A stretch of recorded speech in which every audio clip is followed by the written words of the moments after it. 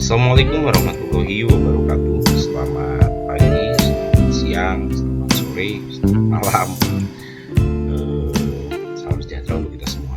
Kali ini kita bertemu lagi dalam perkuliahan Sistem Informasi Pemerintahan, di mana minggu yang lalu kita sudah mencoba membahas tentang e-government, dan kemudian saya memberikan sharing tentang blueprint pelaksanaan e-government di Indonesia, ya, yang selanjutnya diterjemahkan sebagai menurut nomenklatur blueprint e-government Indonesia itu kan secara formal namanya kan menjadi sistem pemerintahan berbasis elektronik. Nah, kemudian kawan-kawan diarahkan untuk mencoba mencari di mana letak kelemahannya dan kelemahan dari blueprint ini, dan menarik banyak bermunculan komentar-komentar yang mohon maaf belum saya sempat tanggapi semua ya. Isinya menarik ya. Misalnya di awal pertama yang menonjol adalah bagaimana rentannya masalah data security-nya. Ya, data security-nya menjadi terlihat sangat rentan. Nah, di samping itu ada beberapa yang menurut kawan-kawan itu juga rentan, yaitu adalah masalah ketidakmerataan infrastruktur ya untuk pelaksanaan e-government. Ya, itu harus diakui memang di Indonesia masalah teknologi jaringan internet itu juga kan memang mau tidak mau harus kita akui belum merata. Ada juga yang menyoroti tentang sumber daya manusia di setiap provinsi. ASN juga memang secara skill untuk hal berbau teknologi mungkin tidak sama di beberapa tempat di Indonesia. Nah, ada beberapa penelitian yang menunjukkan bahwa permasalahan-permasalahan yang kalian ajukan, misalnya kan yang kalian anggap sebagai kelemahan dari kerangka kerja cetak biru atau blueprint ini, misalnya kan masih ada yang berasal dari misalnya masalah kelembagaan, regulasi, dan kebijakan. Ya, tidak merata juga hal itu satu daerah dengan daerah lainnya. Ya, masih sama klasik. Terus ada juga rendahnya pemahaman e-gov itu sendiri. Ya, usulannya banyak sih. Salah satunya revitalisasi.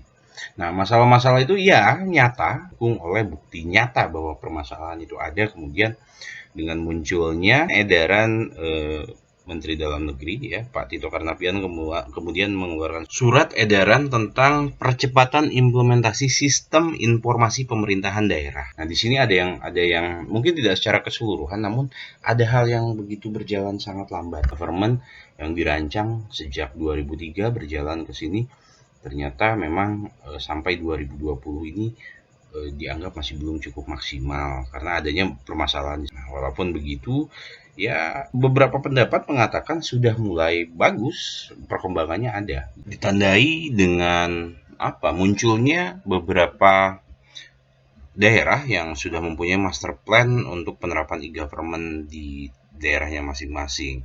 Nah, pada perkembangannya ke sini, hal inilah yang kemudian memunculkan konsep kota yang didukung pengimplementasian e-government secara bagus. Tentang smart city ya dan e-gov, biarpun keduanya sama-sama memanfaatkan teknologi, tapi beberapa pandangan melihat bahwa dua hal yang berbeda. Meskipun berbeda, dia tetap satu kesatuan ya, dimana e-government itu kan menjadi pondasi untuk smart city itu sendiri. Untuk Indonesia setidaknya seperti itu yang terjadi. Mengacu kepada definisi sempit kan, smart city itu adalah penggunaan teknologi informasi dan komunikasi untuk peningkatan kualitas hidup. Sedangkan e-government itu adalah penggunaan dan penerapan teknologi informasi dan komunikasi oleh pemerintah untuk menyiapkan dan menyediakan informasi layanan publik kepada masyarakat. E-gov dianggap sebagai merupakan tahapan awal untuk membangun smart city. Sedangkan dari sudut pandang smart city, ya untuk membangun sebuah smart city itu, ya fondasi utamanya itu harus sudah ada konsep e-government-nya dulu. Itu. Apakah memang seperti itu? Ya kalau misalnya kita lihat dari blueprint 2003 itu, ya seperti itu gitu loh. Karena yang mencanangkan pertama misalnya untuk membuat kebijakannya, regulasinya yang memang berasal dari pemerintah. Nah, Pemerintah punya program yang terakhir itu adalah penerapan Smart City ke 100 kota yang ada di Indonesia. Ya, salah satunya Jambi masuk ke dalam 100 kota itu. Konsep Smart City ini sendiri merupakan perluasan dari program e-government di mana pemanfaatan teknologi informasi dan komunikasi dalam pelayanan publik adalah yang utama di e-government. Nah, sedangkan di Smart City, kalau secara harfiah kan, kalau diartikan kan jadinya kota pintar. Itu adalah konsep pengembangan, penerapan dan implementasi teknologi di suatu daerah, ya,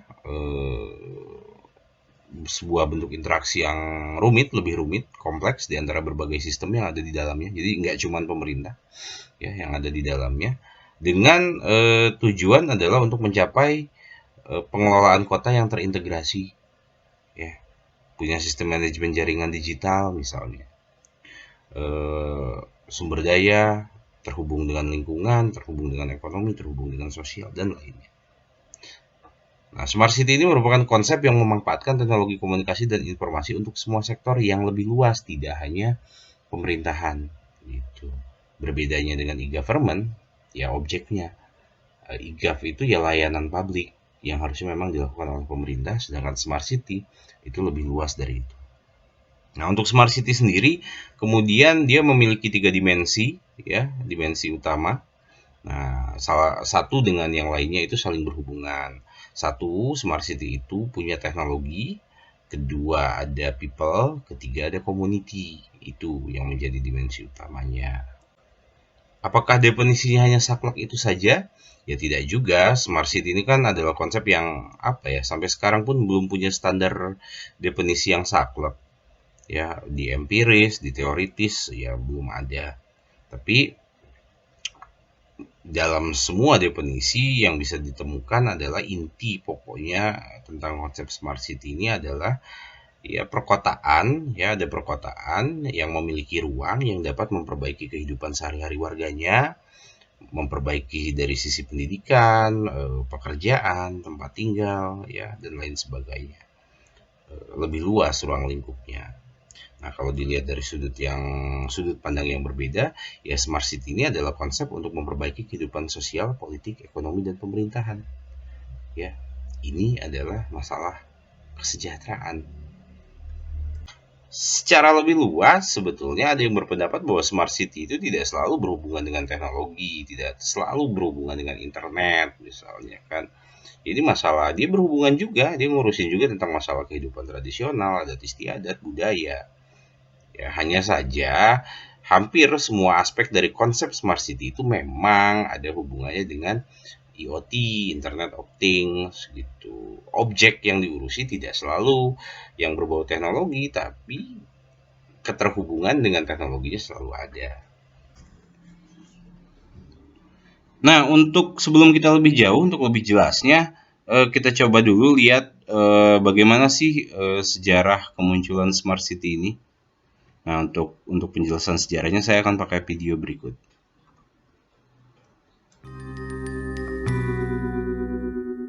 Sekarang ini, konsep Smart City menjadi booming di Indonesia seiring dengan munculnya wali kota yang dianggap progresif seperti Bu Risma, Ridwan Kamil, serta Ahok. Konsep tersebut pun mendadak menjadi sangat digandrungi oleh kota dan kabupaten yang ingin menunjukkan eksistensinya sebagai kota modern. Tapi sebenarnya kapankah terminologi Smart City muncul, dan kapan hal tersebut mulai menjadi sesuatu yang trendy di Indonesia? Jika ingin menilik asal mula konsep Smart City, kita harus melihat masa di mana teknologi komputer mulai digunakan dalam proses urban planning atau perencanaan kota.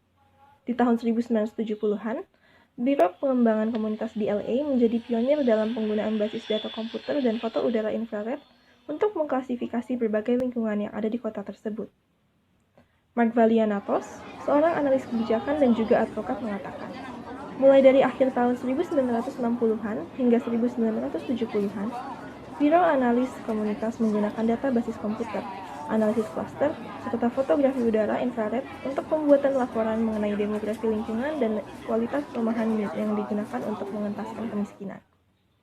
Dari sini, penggunaan teknologi komputer dalam proses perencanaan kota, dalam hal ini berguna sebagai media pengambilan data untuk analisis kota, mulai dikenal dan diadopsi di kota-kota lainnya di Amerika. Maju hingga tahun 1994. Amsterdam mengimplementasikan praktik yang termasuk ke dalam konsep yang disebut dengan Digital City. Para aktivis di kota tersebut mengusahakan adanya dialog antara warga dan politisi untuk membicarakan mengenai permasalahan serta agenda kota menggunakan medium web.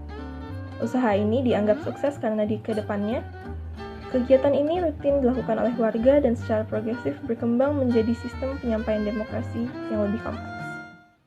Di tahun yang sama di Indonesia, Kementerian Perhubungan RI menginisiasi pengadaan teknologi lalu lintas yang dinamakan Area Traffic Control System. Teknologi ini menggunakan sensor untuk dapat menghitung jumlah kendaraan yang lewat di satu ruas jalan. Menggunakan data dari sensor tersebut, lampu merah yang ada di persimpangan jalan dapat disesuaikan lama waktu tunggunya. Kementerian Perhubungan dengan bantuan dari perusahaan teknologi Spanyol bernama Senco Trafico dan juga Siemens menginstal teknologi ini di 3 kota besar Indonesia, yaitu Jakarta, Bandung, dan Surabaya. Berbagai inovasi ini, perkembangannya masih mengarah pada Digital City, yaitu penggunaan teknologi dalam proses perencanaan dan manajemen kota. Begitu juga inovasi-inovasi lainnya yang menginkorporasi teknologi dalam prosesnya. Kebanyakan akan menjadi bagian dari satu konsep besar, yaitu Smart City. Namun pada waktu itu, belum ada sama sekali pencetusan konsep dan terminologi tersebut. Tahun 1999, Pemerintah Indonesia mengeluarkan Undang-Undang Nomor 36 Tahun 1999 tentang telekomunikasi. Diikuti dengan Instruksi Presiden Nomor 6 Tahun 2001 tentang pengembangan dan pendayagunaan telematika di Indonesia. Isinya, aparat pemerintah harus menggunakan teknologi telematika untuk mendukung good governance dan mempercepat proses demokrasi. Dari sini, mulai muncul web-web pemerintah sebagai media diseminasi informasi. Hingga tahun 2002, sebanyak 369 kantor pemerintah telah membuka situs mereka. Namun pada tahun 2003, hanya tersisa 85 situs yang masih aktif. Fenomena kemunculan situs-situs ini nantinya akan menjadi penampakan yang umum dalam tren Smart City di tahun 2010 hingga 2018. Dan pada tahun-tahun tersebut, situs web sudah mampu bertindak lebih dari sekedar papan pengumuman tanpa adanya kemampuan interaksi dengan warga yang mengakses. 2004, Jakarta. Transjakarta menjadi sistem transportasi bus rapid transit pertama di Asia Tenggara dan Selatan yang resmi beroperasi. Ia memecahkan rekor jalur terpanjang di dunia dengan panjang 208 km. Lebih panjang dari kota asal sistem ini, Bogota, Kolombia. Hal ini merupakan terobosan bagi Indonesia. Patut diingat, sistem BRT adalah sistem yang mengkhususkan jalur bis dan menghilangkan lampu merah, sehingga tidak ada hambatan perjalanan yang hingga kini bahkan tidak dimiliki oleh negara tetangga Singapura. Di sini, bentuk dari Smart Mobility milik konsep Smart City yang mengedepankan pengadaan transportasi publik dengan kapasitas efisien, muncul dan menjadi contoh yang ideal bagi konsep transportasi di masa depan. Sebelum booming di Indonesia, terminologi Smart City muncul di luar negeri dalam riset-riset yang dilakukan oleh peneliti di berbagai negara. Lalu terminologi tersebut menjadi baku saat di tahun 2007, institusi studi Smart City pertama di Eropa terbentuk, yang dinamakan Smart Cities European Medium-Sized City. Di tahun-tahun berikutnya, term Smart City semakin mendapat sorotan. Pada 2009, IBM mengeluarkan dokumen guideline bagi pemerintah tentang apa itu Smart City dan indikatornya. Mengambil konsep yang dicetuskan Griffinger, perusahaan ini menuliskan 6 indikator, yaitu Smart Governance, Smart Living, Smart Transportation, Smart Infrastructure, Smart Economy, dan Smart People.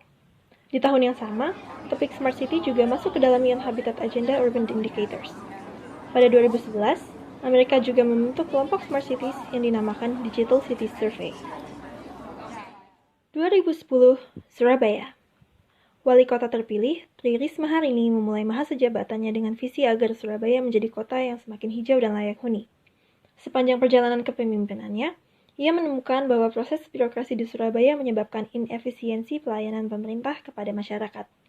Dari situ, ia merasa harus ada perubahan yang dilakukan oleh Surabaya, terutama dalam hal kepemerintahan. Caranya, dengan berpaling kepada teknologi sehingga dapat memotong proses yang dianggap tidak efisien karena terbatas tenaga. Dimulailah usaha untuk mencapai smart governance melalui e-government Surabaya. Pada tahun 2011, Surabaya menerima penghargaan Smart City Award oleh Warta Ekonomi dengan keunggulan pada Smart Governance, Smart Living, dan Smart Environment. 2014, Bandung. Selama beberapa waktu sebelumnya, SKPD-SKPD yang ada di kota ini telah membangun berbagai aplikasi dengan tujuan mempermudah pelayanan masyarakat. Di tahun ini, jumlah aplikasi tersebut mencapai angka 394, yang berusaha diintegrasikan oleh wali kota sejak tahun 2013, Ridwan Kamil, dengan membangun Command Center. Command Center yang terlihat seperti set film Star Wars ini memiliki dua fungsi utama, yaitu pelayanan publik keluar menggunakan media aplikasi Panic Button, Lapor, dan NTPD 112, serta integrasi di dalam badan pemerintahan sendiri melalui aplikasi-aplikasi yang sudah dibangun oleh berbagai SKPD. 2015, Jakarta. Mengikuti sepak terjang Bandung dalam pembangunan Command Center, pada akhir November 2015, Jakarta juga membangun Command Center miliknya sendiri untuk merespon keluhan masyarakat secara cepat dan melalui satu pintu. Jakarta bekerja sama dengan berbagai pihak, salah satunya adalah Clue. Clue adalah perusahaan yang bergerak di bidang IT dengan fokus pengembangan aplikasi pengaduan masyarakat.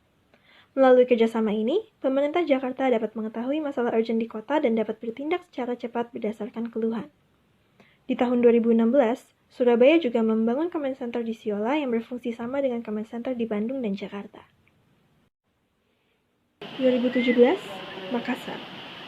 Setelah pada tahun 2009 dan 2011 Eropa dan Amerika sudah membentuk gerakan yang sama, dan dipicu oleh adanya berbagai inovasi dari kota-kota besar Indonesia, Kementerian Kominfo meluncurkan program bernama Gerakan Menuju 100 Smart City, dengan konferensi pertama yang diadakan di Makassar. Program ini mencakup berbagai kabupaten dan kota, dan pada pertemuan pertama tersebut sudah menghasilkan perjanjian dengan 24 kabupaten kota.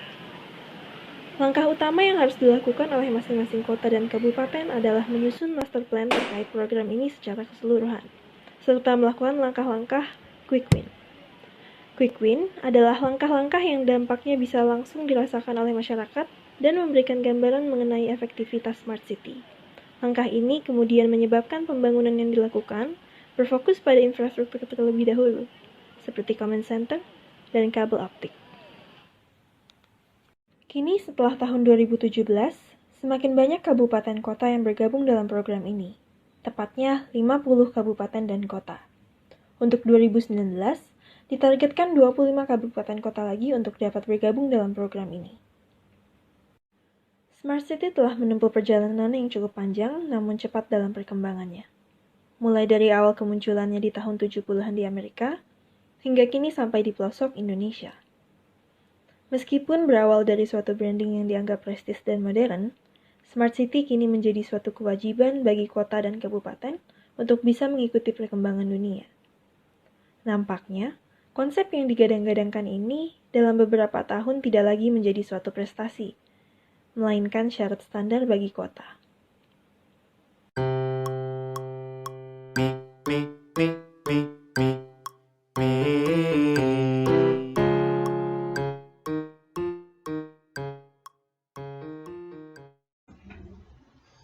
Baik, itu tadi histori tentang Smart City, bagaimana kemunculannya dan bagaimana seperti apa sekilas di Indonesia. Nah, untuk selanjutnya kita akan lanjutkan di pertemuan berikutnya. Untuk sekarang diskusinya pantau terus di Google Classroom-nya. Nanti kita akan menunjukkan apa yang akan kita diskusikan. Mungkin diskusinya akan dilakukan di WhatsApp group. Baik, terima kasih. Assalamualaikum warahmatullahi wabarakatuh.